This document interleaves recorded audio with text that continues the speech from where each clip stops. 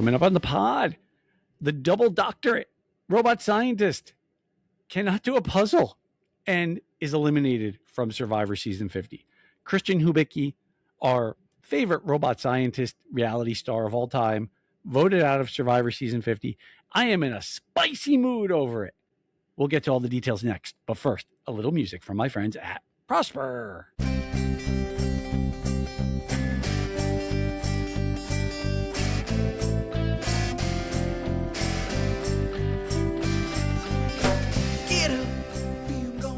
Well, hello, and welcome to Kevin's Catch Up at Watch Out Talk Out Pod. My name is Kevin. I am your host, joining you after the 9th episode of Survivor Season 50.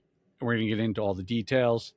Christian Hubicki eliminated, absolutely flaming out the entire crew, all three people cast from Season 37, the great David and Goliath season, the oh my gosh, we should be worried, Mike, Angelina, and Christian, all of them gone. Nobody makes the top 10. Nobody.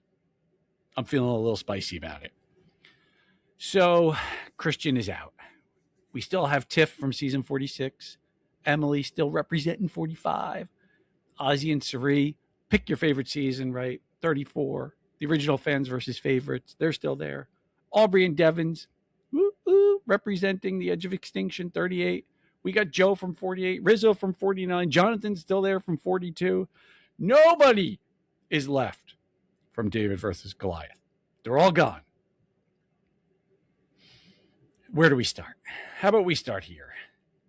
Did the people from 37 never see Sandra Diaz Twine's 2 wins? You know Sandra, one of the only people to ever win Survivor twice. The ultimate Sandra mantra. Anybody but me. Mike White, out of the game trying to save Angelina. Mike White was safe until he wasn't. Christian, out of the game trying to save Devins. Christian probably would not have gotten voted out, but he decides to jump in front of the Rick Devins train. And the ridiculousness of his misread and trying to get Cirie. Hey, by the way, instead of Devins, hey, here's an idea. How about, can we go after your number one, Ozzy? Oh my God, what is he doing? What is he doing? We're going to get into it. There were other plays he could have done. And look, I hate being critical. In some regards, this is why I love Survivor. Survivor allows us as fans the opportunity to put ourselves in the shoes of the players and talk about and think about what we would do. And I completely acknowledge everything that Survivor asks of the players. They ask you to put your life on hold. They ask you to, in some cases, leave your job, to put your family off to the side, to get on an airplane, to fly all the way to Fiji, to sleep in the dirt for 26 nights potentially, all in the hopes of winning the title of Sole Survivor, the $1 million, and all of the fame that comes with that. And I give all 24 players that started this season and all 700 plus players in Survivor history a crazy amount of credit for doing that. But this was not good decision-making on Christian's part. Let's try this one on for size. Before the merge, there was a tribe shakeup. He gets the gift of all gifts. His tribe gets shaken up, and he gets split up onto a beach with Mike White and Angelina, his 2 buds from the David and Goliath season. He should be safe. He should be in a rock-solid alliance. And instead, under the whole guise of I am staring down the barrel of a slaughter after the merge, he decides to bust that up and turn on Mike White and vote him out, which leads to Angelina getting voted out because of the slaughter and all that. So he could become the 14th person voted out, and he does not make the top 10. Doesn't make the top 10. This episode opened with a full-on scramble. The histrionics of Rick Devins in episode 8 of, finding the fake idol during tribal council put a huge target on his back. And I get it. You don't want your number one ally to be out of the game. Well, for one thing, to lower your threat level, tell people to fake idol. And if you're not going to do that, tell people you're going to use it to save your alliance. Another thing Devins doesn't do. So instead, he tells Emily, might as well tell the whole tribe, by the way. Emily, not great at keeping secrets. And they decide to go down this path of, well, Rick's a big target. Let me see if I can pitch some other names. This was really messy by Christian.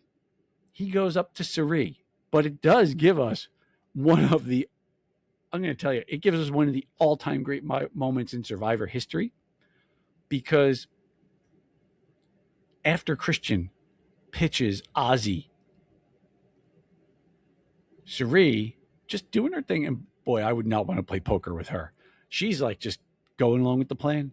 You would think that Christian is got I'm Cirie's like number 2 probably, so I could tell her anything. So Christian goes away. We get Ozzy coming up. And Oz, I'm going to tell you something. Christian's pitching you. Don't look at him. Don't do that smile either. Classic. I was falling off the bed. And then, if that wasn't good enough, 2 minutes later, Jonathan, I got something to tell you. They're coming for you next. Don't lick your lips. I'm going to punch you in your face. Oh my God. Cirie is on fire. We're going to get to her and how incredible she's been this season. But the idea that there's 11 people left in this game, and she has put in the time, and she has put in the reps, and she has put in the social equity so that 10 other people think, yeah, at least I got Cirie, right? Somewhere in my top 2 people. I mean, just incredible. And full kudos to her. So, as if to put a cherry on top of everything, Christian's in trouble. We'll get to the journey. We'll get to how he got himself into deep, deep trouble.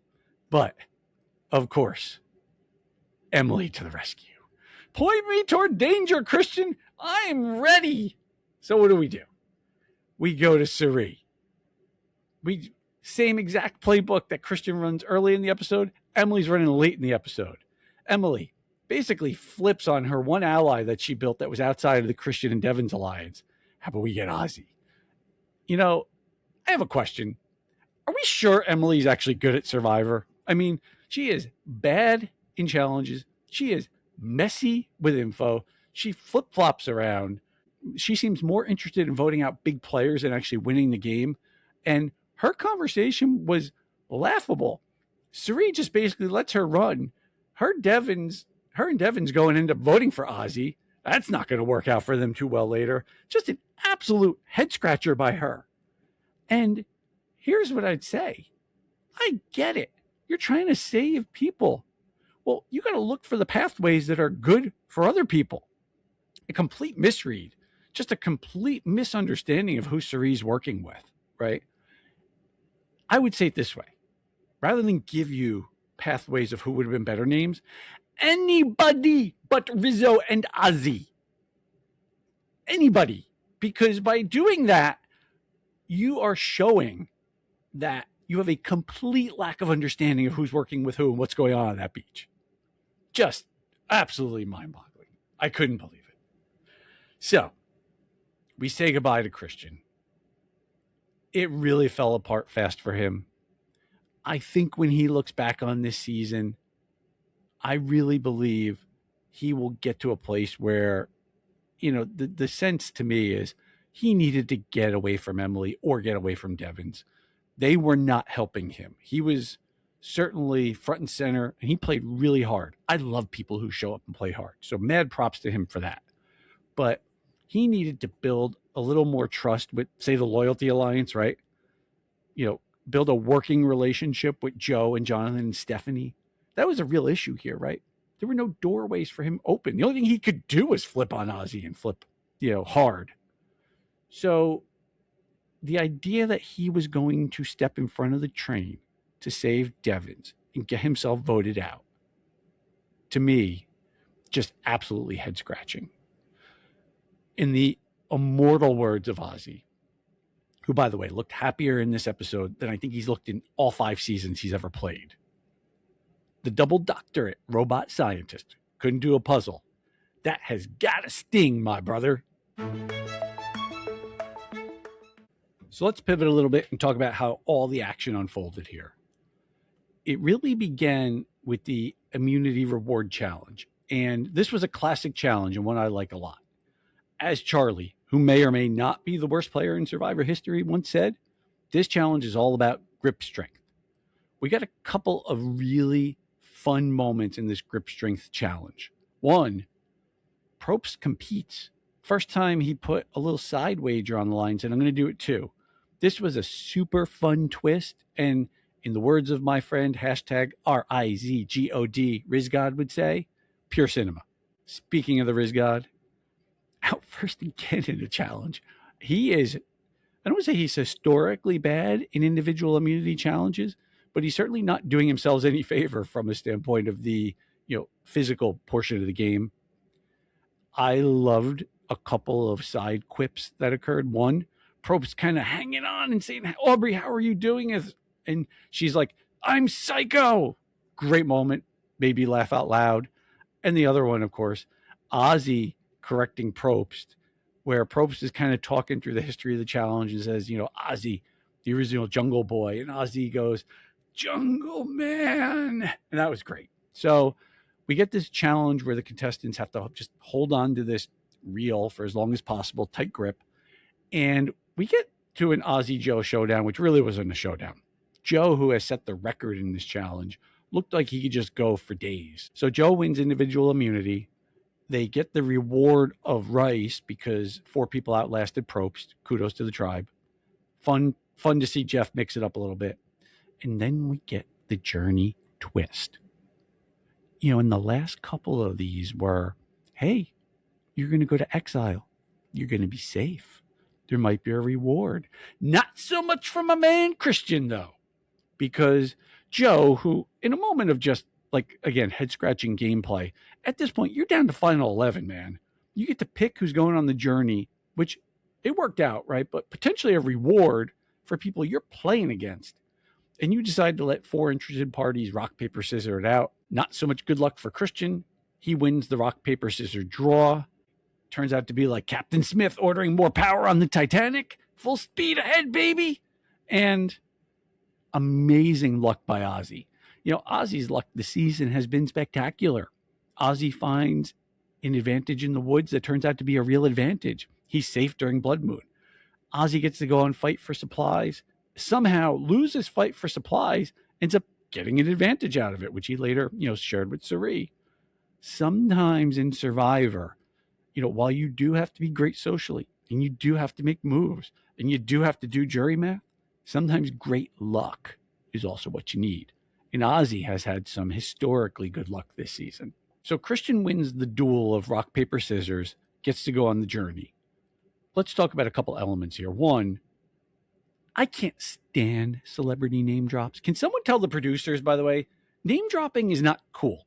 We don't need the Jimmy Fallon one in the urn twist. Nobody's tuning in that's not already there because you're going to drop Jimmy Fallon's name. Number one. Number two, I love this rope clock visual. This was something we originally saw in 47, where Rachel went on a journey. Boat pulls up to a platform just floating in the ocean, and they've got these spools of rope.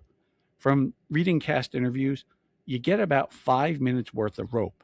They put almost like these anchor wheels that are weighted, and they kick them off, and it starts pulling the rope down and down and down into the ocean. It's just an amazing visual, and it's really a hit. Unfortunately for Christian, unlike Rachel, who succeeded in doing her puzzle in the time limit, he did not. And then we find out the twist here. If he had done the puzzle in time, he gets to make a blind vote, a 1 in the urn right there on the spot. He gets an extra vote. Because he lost, he has to now vote for himself, and he's got to go back to the tribe and read a note out loud about what actually happened. Did not like this at all. I thought all 3 pieces of this twist were a fail. One, extra votes are really powerful, but blind extra votes are just, you're not in camp. You don't know what the conversation is. He could, he could throw a dart at a wall and say, yeah, I kind of think I know who I want to pull for, but it's a really diluted advantage. And then on top of that, the penalty is extreme. I got to become the first person in Survivor history to vote for myself, which is just fundamentally like not what the game is about. You shouldn't have to self eliminate yourself. And then to really drive the point home, making him read this note, and he can't even try and, shall I say, story his way out of this. He can't build a narrative around it because he's got to read this note. Just terrible, and really put him in a giant hole. I know I talked at the top of this episode about a lot of the missteps that I thought Christian made. All kidding aside, this twist was over its skis difficult to deal with. And I'll say it this way. This is the kind of twist where if he had an individual immunity idol, it almost would have forced him to have to play it because it would have been that hard for him to try and find a pathway out of this. This was a really action-packed episode, and I have a few other thoughts before we look ahead. One, I thought Christian's use of the shot in the dark was really interesting. I think that him basically saying, well, yeah, I have to vote, so I can't use my shot in the dark, and then still using it as a tool with Jonathan, kind of smart. And I think it says a lot about Jonathan that he didn't pick up on it. Second point here, Tiffany's stock is really on the rise here. It is amazing how fast she went from in danger after the devote to not only safe, but in some ways thriving. She clearly has a very good social game. Like you could tell the other players like her and want to work with her. And in addition, Tiffany, just the gift that keeps on giving, coined maybe one of the great nicknames in Survivor history, which got me thinking, what are the great nicknames in Survivor history? Because oftentimes players give them to themselves and you don't get a lot of them. We have some pretty significant alliance nicknames. So I put these out there and made a list. Tiffany giving Emily the Flippen Flopper nickname, classic. That might stick. In addition, just some other great names throughout time that I happen to like. Of course, Boston Rob, the Dragon Slayer, which might be the best one ever. Chaos Cass, if you remember Cass. Chaos Cass was great. Natalie Napalm, also from season 37, tremendous. And I'd be remiss if I didn't do a little shout out to the Riz God here, who's having himself quite a season 50. All right, so let's look ahead a little bit. We are 18 days down, 8 days to go, 10 people left in the game. If you were one of like the 3 people to listen last week, I'd said the big decision was going to be whether the core alliance here of really Rizzo, Ozzy, and Cirie attacks the middle being Devin's, Emily, and Christian, or whether they go after the loyalty alliance of Stephanie, Joe, Jonathan. Clearly, we got the decision this week. I think it became obvious they cannot work with the middle. And so that means, barring like a crazy individual immunity win or him finding an idol, I would put very strong odds on Rick Devens being the adios next week. It's very interesting. This season, it's shaping up a lot like seasons 48 and 49 kind of mashed together. I don't think that's a coincidence. Those are the 2 most recent seasons of Survivor. There's always recency bias going into a season. And I think, you have 48 where you had an intense loyalty alliance, Kyle obviously winning that season at the end. And clearly there was a group that came into this season wanting to play that way. And then we have a very similar mix going on here with 49, where Rizzo, Cirie, and Ozzy are almost like the new Rizzo, Savannah, and Soph. I would change those roles around a little bit. I think in this particular case, Cirie is more like Rizzo 49. I think Ozzy is a little more like Savannah. And I think Rizzo is a little more like Soph. But that alliance is functioning in a way where they are targeting the middle. They're controlling a lot of votes without having huge numbers. And so I thought it'd be an interesting exercise to talk about the chances each of the last 10 people has. We're in the phase of the game now where we can start talking about pathways to victory, if any happen to exist. So I want to take this in order of who is currently most likely to win versus, in my mind, least likely to win. And keep in mind, our current jury is D, Coach Chrissy, and Christian. So you have kind of D, strategic. You've got Christian, who is in the middle. And right now you've got Coach and Chrissy, who were two of the members of the Loyalty Alliance. Out of the 10 players remaining, Cirie is by far my favorite to win. She has done a masterful job of being everyone's confidant. We know from the edit that Ozzy and Rizzo are her number 1 and 2 in some order, right? We don't know exactly who's 1 and 2 out of that, but no one else on the island seems to know that. She has done a great job of being the person that everyone wants to play with. Everyone seems to trust her. Everyone is putting their trust in her. And to me, that's indicative of somebody who put in the social equity for 18 days and got to know these people. So how's she going to win? I actually think her path to victory right now is pretty clear. We're at 10.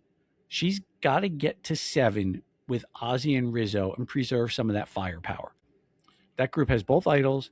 That group has an extra vote. And I think if they can get to 7, they can use that firepower to get to 5. Then once they're at 5, the 3 of them are going to control the numbers. And I think we're going to have a final 4 of Rizzo, Ozzy, Cirie, and either Tiffany or Emily.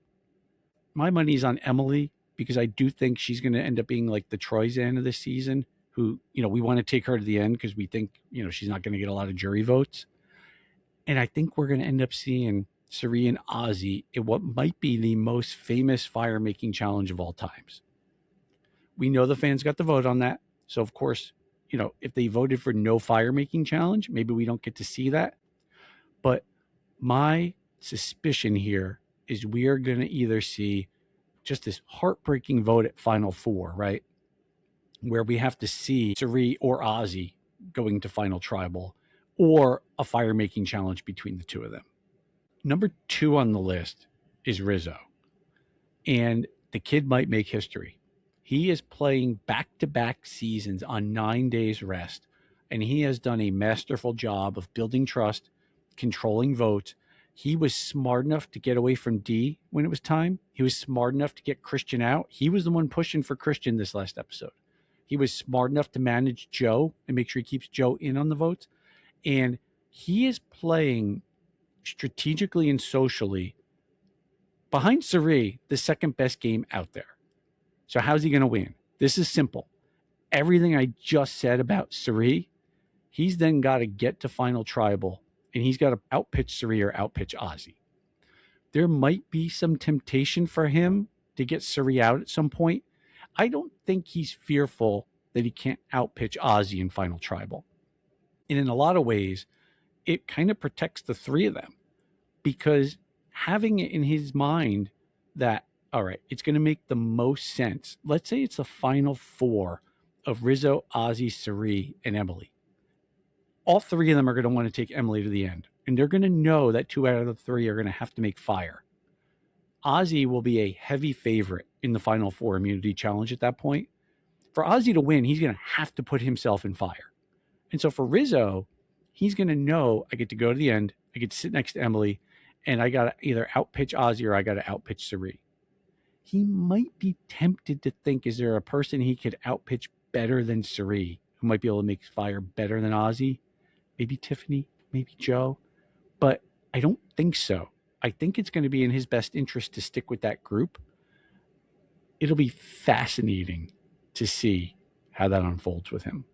And of course, next up on the list is Ozzy. Ozzy, number 3, I think, in Cirie's Wizard of Oz. This has been the best version of Ozzy. He's more likable. He can still go hard in challenges, but he's more mortal than he was in the past. This is a very grounded version. And look, he was smart enough to listen to Cirie. 20 years ago, he never listened to what Cirie has to say. He'd be a bigger physical threat. In this past episode, Cirie probably would have voted him off. How does Ozzy win this game? It's pretty simple. If you look at the analysis I just did for Cirie and Rizzo, he's got to get the big moment against Cirie. He doesn't have the social game or the strategic chops that Rizzo has demonstrated. So whether he wins Final Four immunity or loses it, he needs to get into that fire making challenge. He needs it to be probably against Cirie, and he needs to have that be the last moment in the jury's mind. It wouldn't hurt for him to go and set that record for individual immunity idols, get 2 more, pass Boston Rob, get to 10 for his career. And he can try and set this up with the jury as I played a strong game. I tried to have good relationship with everyone. And this is a capper on my Survivor career. It's sure helped him a lot that he does have relationships with that loyalty alliance.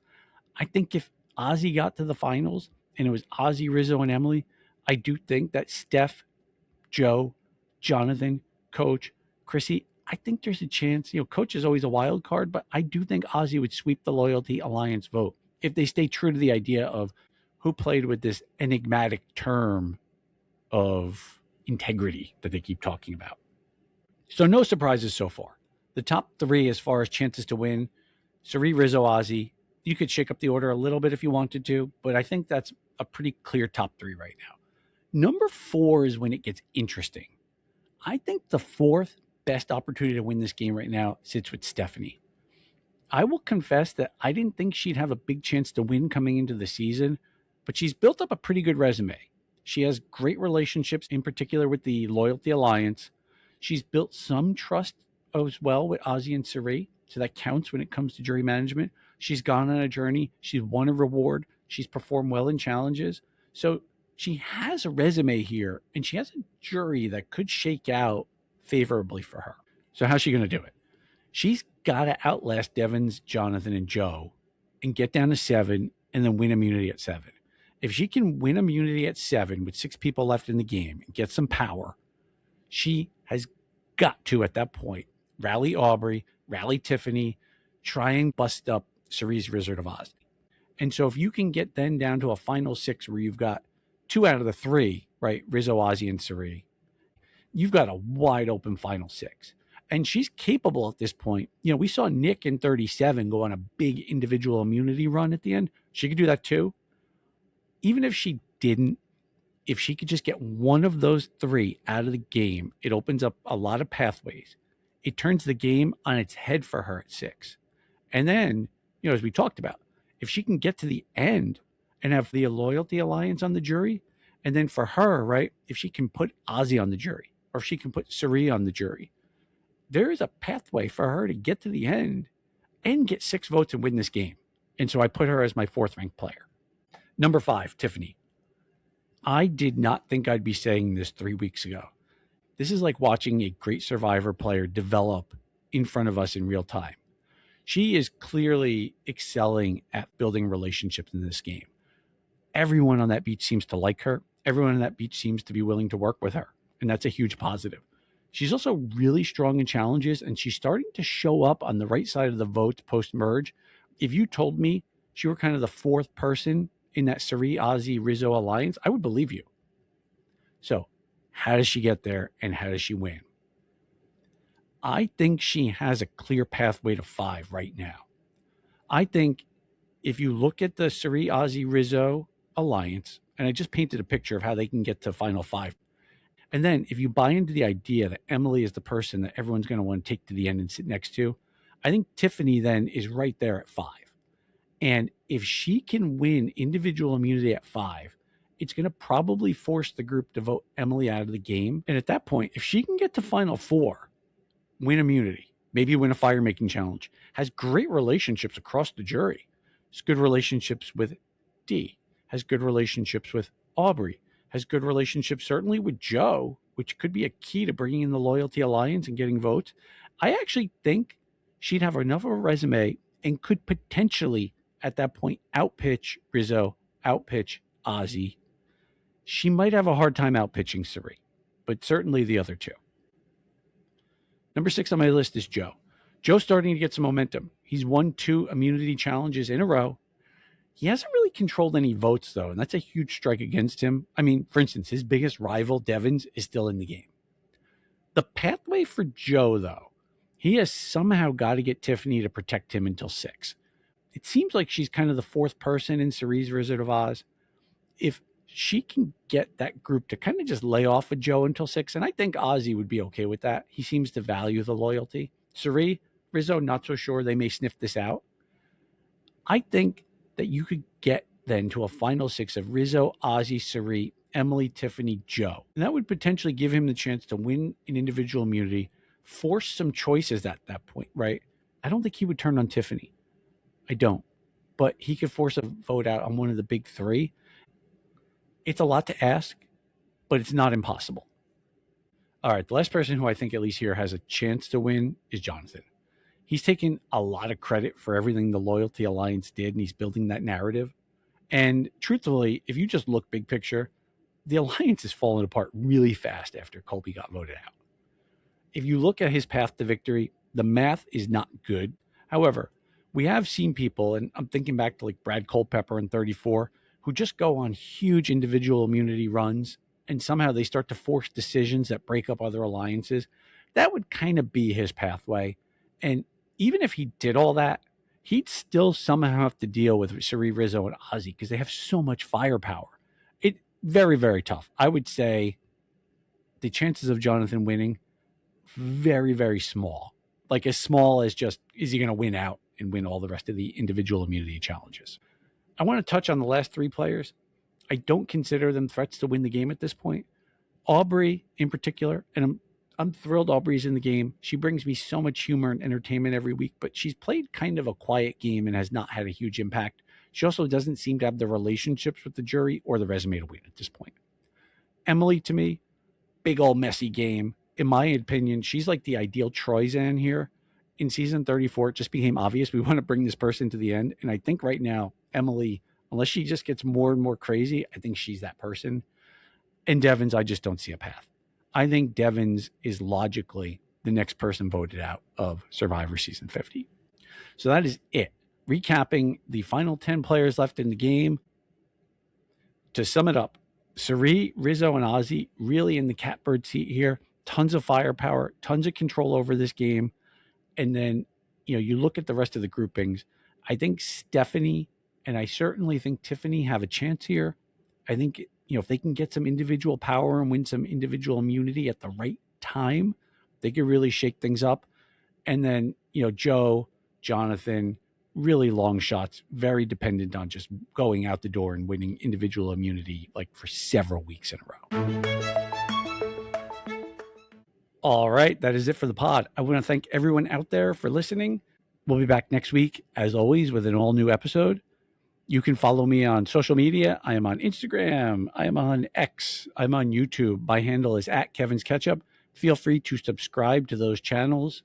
I will be making announcements anytime new content is released. Survivor Season 50. We are down to the final 10. 14 players voted out. 18 days in the books. 10 players to go. You heard it here all today.